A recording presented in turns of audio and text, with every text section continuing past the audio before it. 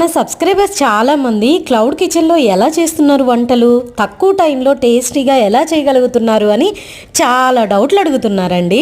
అదేం లేదు, మనము వంట అనేది చేయటం బాగా వచ్చి ఉండాలి అండ్ ఆ వంట చేయటం ఇష్టమై ఉండాలి. అప్పుడే మనం ఇలా క్లౌడ్ కిచెన్లో తక్కువ టైంలో టేస్టీగా వంట చేయగలము, కస్టమర్కి కూడా టేస్టీగా అందించగలము. ఎందుకంటే కస్టమర్ సాటిస్ఫాక్షనే ఇక్కడ మనకి చాలా ఇంపార్టెంట్ కదా. నేను ఒక ఆర్డర్ తీసుకోగానే ఆర్డర్కి సంబంధించిన డీటెయిల్స్ అన్నీ నోట్ చేసుకుంటాను. ఏది ఎప్పుడు ఎలా చేయాలి, వాటిలో ఏమేమి ఇంగ్రీడియంట్స్ వాడాలి అని అవన్నీ నోట్ చేసినాకనే మొదలు పెడతాను అనమాట. ఈరోజు నేను మన కస్టమర్ రిక్వైర్మెంట్ గురించి చెప్తాను. సో మన కస్టమర్ ఈరోజు వచ్చేసి ఫ్రాన్స్ బిర్యానీ ఆర్డర్ చేసుకున్నారు, ఇంకా దాంట్లోకి మష్రూమ్ కర్రీ ఆర్డర్ చేసుకున్నారు. Mushroom curry normal spice, prawns biryani మటుకు స్పైసీగా కావాలని అడిగారనమాట.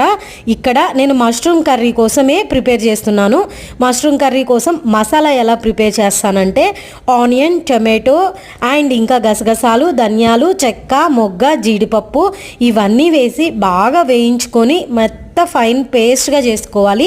తర్వాత ఆ పేస్ట్ని ఒక గిన్నెలోకి తీసి పెట్టుకోండి. కడాయి తీసుకొని ఆయిల్ వేసి, ఆయిల్ మీడియం ఫ్లేమ్లోకి వచ్చిన తర్వాత సన్నగా తరిగిన ఉల్లిపాయలని గోల్డెన్ రంగు వచ్చేంత వరకు మంచిగా వేయించుకోండి. ఆ కాసేపు మీరు అక్కడ కలుపుతూనే ఉండాలన్నమాట. ఈ విషయం మర్చిపోవద్దు, ఎందుకంటే ఉల్లిపాయలు మాడాయంటే టేస్ట్ బాగోదు.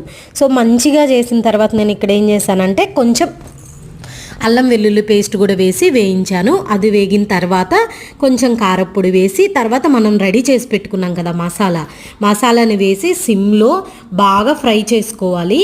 ఈ లోపల ఇంకో కడాయి తీసుకొని మనవి ఉన్నాయి కదా ఏంటివి మష్రూమ్స్ని ఆయిల్ వేసి మంచిగా ఫ్రై చేసుకోవాలి.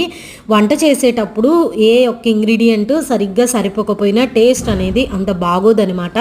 కాకపోతే ఇక మన ఫాలోవర్స్ రెగ్యులర్గా అసలు మీరు ఎలా హ్యాండిల్ చేస్తున్నారు ఏంటి అని క్వశ్చన్స్ మీద క్వశ్చన్స్ అడుగుతున్నారు కాబట్టి మీ ముందుకి ఇక్కడికి తీసుకొచ్చానమాట. ఇదిగోండి, మనకి అన్నీ వేసిన తర్వాత ఫైనల్గా గరం మసాలా ఇంకా కొంచెం ధనియాల పొడి కూడా వేసేసి సర్వ్ చేశాను. సో కస్టమర్కి అయితే టేస్ట్ బాగా నచ్చిందనేసి ఫీడ్బ్యాక్ ఇచ్చారండి. అండ్ స్మెల్ బాగుందని ఫీడ్బ్యాక్ ఇచ్చారు. టేస్ట్ గురించి ఇంకా మళ్ళీ ఆ మేడము ఇంకా మనకి రివ్యూ అయితే ఇవ్వలేదు, కానీ పాజిటివ్ ఇస్తుంది అనేసి నా ఒపీనియన్ అనమాట. ఇన్ కేస్ రివ్యూ వస్తే నేను నెక్స్ట్ వీడియోలో షేర్ చేస్తాను. సూపర్ టేస్టీగా వచ్చిందండి, చాలా రుచిగా ఉంది. ఒకసారి ట్రై చేయండి. ఒకవేళ ట్రై చేసి తినలేని వాళ్ళు మన క్లౌడ్ కిచెన్ ఉంది కదా, ఆర్డర్ పెట్టుకోండి. హ్యాపీగా ప్రేమతో మీకే కుక్ చేసి మీ ఇంటి వరకు డోర్ డెలివరీ ఉంటుంది.